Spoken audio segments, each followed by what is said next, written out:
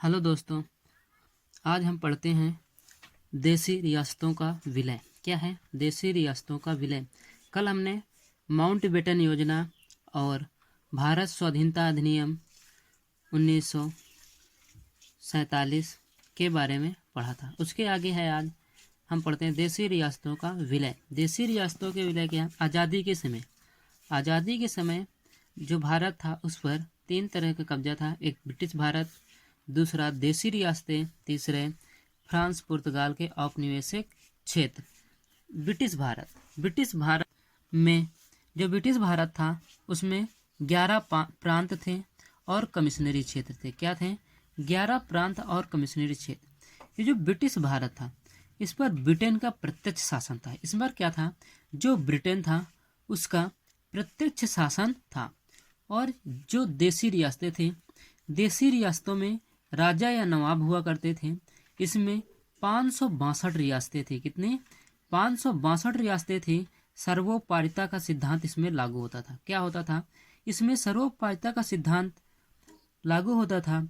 इसमें ये जो राजा होते थे ये सिर्फ नाम के राजा हुआ करते थे और जो व्यापार है, विदेशी व्यापार, सेना और उस तरह के जो कार्य थे वो ब्रिटेन के पास थे और जो और अन्य कार्य थे वो राजा संभालता था। और तीसरा क्या था? फ्रांस पुर्तगाल के औपनिवेशिक क्षेत्र। और फ्रांस और पुर्तगाल के औपनिवेशिक क्षेत्र थे। कुछ जगह फ्रांस और पुर्तगाल के भी कब्जा था, जैसे गोवा पे पुर्तगाल का कब्जा था। इसके बाद है कैबिनेट मिशन। कैबिनेट मिशन 1946 जब संविधान सभा में कैबिनेट मिशन 1946 में आया था, जब संविधान सभा में देसी रियासतों को 93 सीट मिली थी। कितनी सीट? देसी रियासतों को संविधान सभा में 93 सीट मिली थी। माउंटबेटन योजना 3 जून 1947 को भारत आया और इसने भारत का विभाजन कर दिया। क्या हुआ? जब माउंटबेटन योजना 3 जून 1947 को भारत आए थे और भारत का फिर विभाजन हुआ और आज़ादी भी मिली। भारत का स्वतंत्रता अधिनियम 1947 इसमें देसी रियासतें के बारे में दिया गया था। वो या तो भारत से मिल जाएं, क्या हो जाएं? भारत से मिले, या तो पाकिस्तान से मिल जाए, या स्वतंत्र रहें। जो देसी रियासतें थे उनके पास 3 ऑप्शन दिए गए थे, या तो भारत में विलय हो जाएं या मिल जाएं, या पाकिस्तान में मिल जाएं। अगर वो स्वतंत्र रहना चाहती हैं तो स्वतंत्र रहें। फिर क्या है? रियासती विभाग जिसे हम स्टेट डिपार्टमेंट कहते हैं। क्या कहते हैं? स्टेट डिपार्टमेंट, जिसके मंत्री थे सरदार वल्लभ भाई पटेल। मंत्री कौन थे? सरदार वल्लभ भाई पटेल। और सचिव थे वीपी मेनन। सचिव किसे बनाया गया? सचिव वीपी मेनन बनाया गया। एक पत्र क्या था? एक विलय पत्र था, एक स्टैंड स्टील एग्रीमेंट था। पत्र में क्या था? एक विलय पत्र था और एक स्टैंड स्टील एग्रीमेंट था। 3 रियासतें ऐसे थे जिन पर कड़ी मशक्कत करने के बाद विलय किया गया, और जो बाकी छोटी छोटी रियासतें थी उनको तो विलय हो गया था। जैसे जूनागढ़ जो था उसे जनमत संग्रह से कराया गया। कहाँ से? जनमत संग्रह से जूनागढ़ को विलय हुआ। ये जूनागढ़ गुजरात में है। कहाँ पर था? ये जूनागढ़ गुजरात में था। हैदराबाद में पुलिस कार्रवाई हुई जिसे ऑपरेशन पोलो कहते हैं। क्या हुई? पुलिस कार्रवाई हुई जिसे ऑपरेशन पोलो कहते हैं। और जम्मू कश्मीर में क्या हुआ? इसका विलय कर लिया गया विलय पत्र के माध्यम से। जूनागढ़ के शासक थे मुस्लिम मोहम्मद महावत खान थर्ड। कौन थे? मोहम्मद महावत खान थर्ड थे। एक दीवान थे शहनबाज भुट्टो कौन थे? दीवान थे। यहाँ जनसंख्या जो था हिंदू बाहुल क्षेत्र था। जूनागढ़ क्या था? हिंदू बाहुल क्षेत्र था। जनमत संग्रह कराया गया फरवरी 1948 में।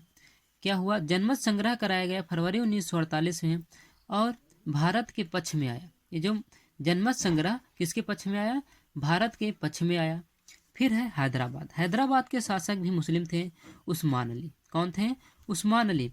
पाकिस्तान से स्टैंड स्टील किया। पाकिस्तान से जब इन्हें विलय करने के लिए आया तो इन्होंने स्टैंड स्टील किया। इनकी एक संस्था थी आल इंडिया मजलिस ए इत्तेहादुल मुस्लिमीन। कौन सी संस्था थी आल इंडिया मजलिस ए इत्तेहाद उल मुस्लिमीन। फिर इसमें क्या की गई, सैन्य कार्रवाई की गई। क्या की गई, सैन्य कार्रवाई की गई, पुलिस एक्शन हुआ। क्या हुआ, पुलिस एक्शन हुआ और ऑपरेशन पोलो के द्वारा। इसका नाम क्या रखा गया, ऑपरेशन पोलो। ऑपरेशन पोलो क्यों रखा गया, क्योंकि हैदराबाद के जो शासक थे उस्मान अली, ये पोलो के शौकीन थे और यहाँ पे पोलो के मैदान बहुत थे। क्या थे, पोलो के मैदान बहुत, इसलिए इसका नाम ऑपरेशन पोलो रखा गया। निजाम ने क्या कर दिया, समर्पण कर दिया। यह निजामों ने क्या किया, समर्पण कर दिया और इसका विलय कर लिया गया। और था एक जम्मू कश्मीर के शासक राजा हरि सिंह। कौन थे, राजा हरि सिंह से पाकिस्तान के साथ स्टैंड स्टील हस्ताक्षर हुए। क्या हुआ, स्टैंड स्टील हस्ताक्षर हुए, लेकिन पाकिस्तान समर्थित कबीलाई जस्ता 22 अक्टूबर 1947 इस पर क्या कर देते हैं, हमला कर देते। जो पाकिस्तान समर्थित कबीलाई हमला था वो 22 अक्टूबर 1947 को जम्मू कश्मीर में हमला कर देते हैं और आधे क्षेत्र पर कब्जा कर लेते हैं। क्या कर लेते हैं, आधे क्षेत्र पर कब्जा कर लेते हैं। तो 26 अक्टूबर 1947 को राजा हरि सिंह विलय पत्र पर हस्ताक्षर करते हैं। भारत की तरफ विलय पत्र पर हस्ताक्षर करते हैं तो भारतीय सेना ने कार्रवाई की। क्या किया, जो भारतीय सेना थी इसने कार्रवाई किया, कुछ कब्जा मुक्त कराया। लेकिन जो कब्जा था कुछ तो मुक्त करा लिया गया, लेकिन 1 जनवरी 1948 को मामला यूएनओ में पहुंचा। क्या हुआ, 1 जनवरी 1948 को यह मामला यूएनओ में पहुंच गया। 31 दिसंबर 1948 को सेज फायर हुआ, एलओसी घोषित हुआ। क्या हुआ, 31 दिसंबर 1948 को सेज फायर एलओसी घोषित हुआ। जनमत संग्रह होगा, इसमें क्या हुआ, जनमत संग्रह होगा, लेकिन पाकिस्तान ने कब्जा खाली नहीं किया। क्या नहीं किया, पाकिस्तान ने कब्जा खाली नहीं किया। 1951 में संविधान सभा बनी। एक क्या हुआ, 1951 में जम्मू कश्मीर की एक अलग संविधान सभा बनी। प्रीवी पर्स क्या था, देसी रियासतों के नवाबों और राजाओं को इसमें क्या दिया गया, विशेषाधिकार खर्च देता था। ये जो पर्स ये देसी रियासतों के जो नवाब या राजाओं को विशेष अधिकार देता था। महल, स्टाफ, राशि, वैभव के लिए इसमें खर्च दिया जाता था। पद, प्रतिष्ठा और अवसर मिलते थे। पूर्ण और अंतिम, आपके जीवित रहने तक अगली पीढ़ी को क्रमशः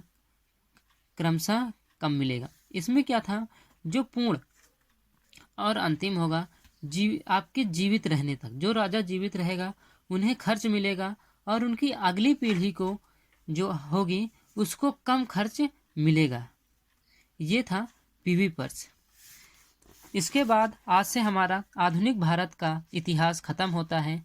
दोस्तों, अगर हमारा यह वीडियो अच्छा लगा हो तो वीडियो को ज़्यादा से ज़्यादा लाइक करें, शेयर करें और जितना हो सके हमारे चैनल को ज़्यादा से ज़्यादा सब्सक्राइब करें। धन्यवाद।